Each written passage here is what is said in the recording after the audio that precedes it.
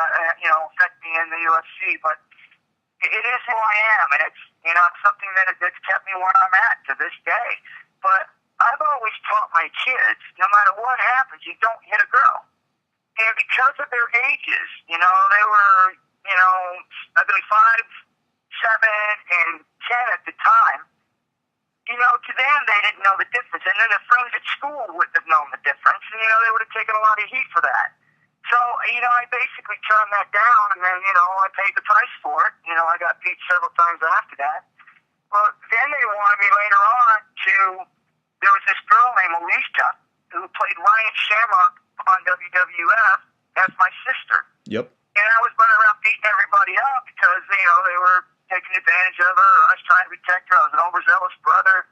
And they came to me with this idea. And again, this is WWF. This is entertainment, and I understand that. But at the same time, I knew I had kids at home, and I knew their friends wouldn't understand, and it was hard for them to even fathom that this was fake. Wanted me to have incest with my sister. That's why I was crazy about protecting her all the time. And I basically had to go in and tell them, I can't do this. So that was twice I'd done that. And I understand the position, too, because this is entertainment. And they come up with a lot of stuff to keep the fans entertained or to even twist them a little bit. But, position I was in with the kids that I had at a certain age, I just couldn't do it. So, I had to make a decision on whether I wanted to keep moving forward in this direction or, get out and try and reemerge in MMA. I made that decision, and, my kids are older now, and I probably wouldn't have minded doing those things if my kids were older. Right. But, at the time they weren't, so I had to make that decision. Yeah, it is a little awkward of a position to be in, especially when your career is that heavily involved. Really quick, I want to touch on, you had a stint in NWA TNA where you were actually the first NWA TNA champion. How did that come about, and how do you compare that experience to your WWF days? Well, it was exciting because, Jeff Jarrett and his dad put that organization together because there was a lot of wrestlers that weren't getting opportunities in the WWF. They only had so many spots. And I was actually still fighting at the time, so I couldn't put in the time with WWF, being on the road all the time.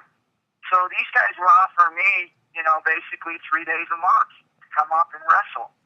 So, I took them up on it, and it was fun. I mean, I wasn't there long because me going that, short of a time, they really didn't have an opportunity to build me and go in the direction they needed to go. So, that didn't last long, so they had to come to me and say, hey, we need you here more. And obviously they knew I couldn't, so they understood that, just as I understood their position. So basically, I ended up winning the title. It was a good time, but then I had to lose it because there was, I could not, beat her as much as they wanted me to. Shifting gears a little bit, currently you're working on building a group home in Nevada, is that right?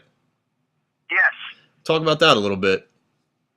Yeah, I mean, right now we're not building the group home. It's something that we have plans on doing, but as a kid, I think everybody pretty much knows my story. As I was a kid, at a young age, I got stabbed.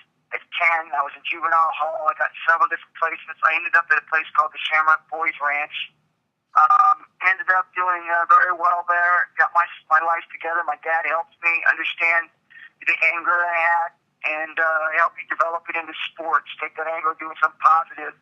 And I was able to do that. And I ended up being a peer counselor, and I became a counselor, a head counselor, and then I ended up opening a home and running my own group home with my dad in Lodi, California.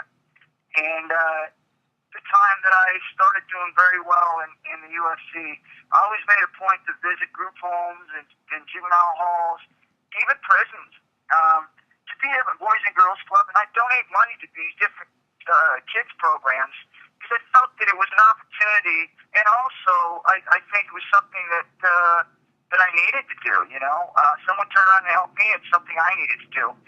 Me and my wife talked about doing a group home and bringing kids in, but we said we'd wait till our kids were grown and out of high school and into college so that we didn't affect them with having kids in the same house.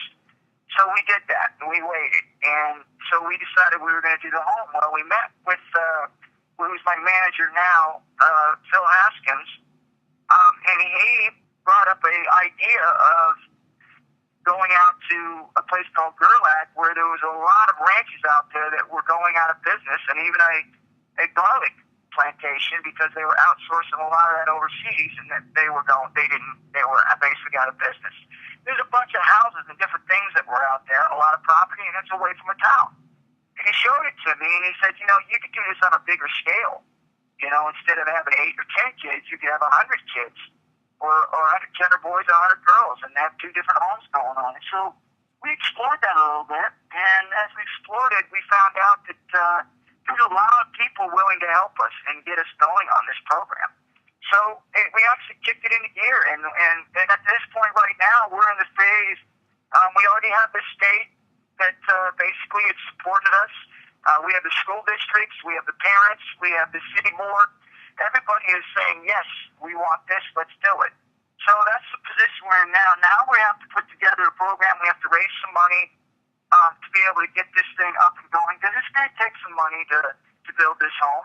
But the reason why I'm doing it is because I had an opportunity to do the things I'm doing today because of one man, a guy who said, you know what, it would take time for this individual. I'm going to help him. I'm going to teach him how to direct that anger to something positive, and I'm going to take my time to do it. Without that, I wouldn't be where I'm at. I'd be dead or in prison, and I know this for a fact. So I figured now it's my turn. It's time to pay it back. But I can do it on a bigger scale because I've been blessed with the famous being a fighter. And so now I have an actual hook to work with these kids so that they can look at me and say, hey, that's cool, but yet I still have an opportunity to be able to help them and say, listen, you can do this too because I have been where you were at. Ken, it's got to be one of the greatest stories that I've heard, and certainly we hope for the best on that project and hope that it comes to fruition. Before we let you go, Ken, what's the best way for your fans, for anybody to reach you? I'd say probably our website is KenShamrock.com. Then from there, they can be hooked up with whatever else they need. Excellent. Like they get Facebook information or Twitter information, any of that stuff. Is there anything else that you want to say to your fans just before we go? Well, I've been in this thing a long time, and I think the most consensus, not all, I've got a lot of supporters, but there are some out there who don't understand why I'm still doing what I'm doing. And I just want them to think about this. If someone told you after you've been doing it a while and you made a great career out of it and successful at it, and it's something that you still love doing, but someone came to you and said, you know what, I'm going to take it from you. You can't do it anymore because we say you're too old. But yet, I still enjoy it, and I still want to compete. What is the harm in me doing what I love to do and having fun with it, and for people to understand that it's not for me to compete and try and be number one, because I know I don't have those skills, but I still enjoy competing. Let me have fun, man. Let me go out the way I want to go out. And understand that when I am fighting, I'm fighting because I'm having fun. Ken, I got to say, you're an inspiration, man, and a lot of young kids. There's a lot of folks that look up to you as well. They should. Don't forget, Ken will be signing autographs at the Mandalay Bay in Las Vegas, Nevada, February 2nd through 5th. He'll also be at Fort Stewart in Georgia on February 8th through the 10th, doing an event for the 3rd Infantry Division. And we will be keeping close tabs on Ken Shamrock in 2012. And you can follow him, as he said, at his official website at www.kenshamrock.com. So, Ken, thank you so much for being with us today, and best of luck to you in 2012 and on your projects. Well, I just want to say, I thank you for the time, and I appreciate it. And I love being able to get out there and talk to the fans, let them know where I'm at and what I'm doing. So thank you for that. And my last words is, God bless and have a blessed day.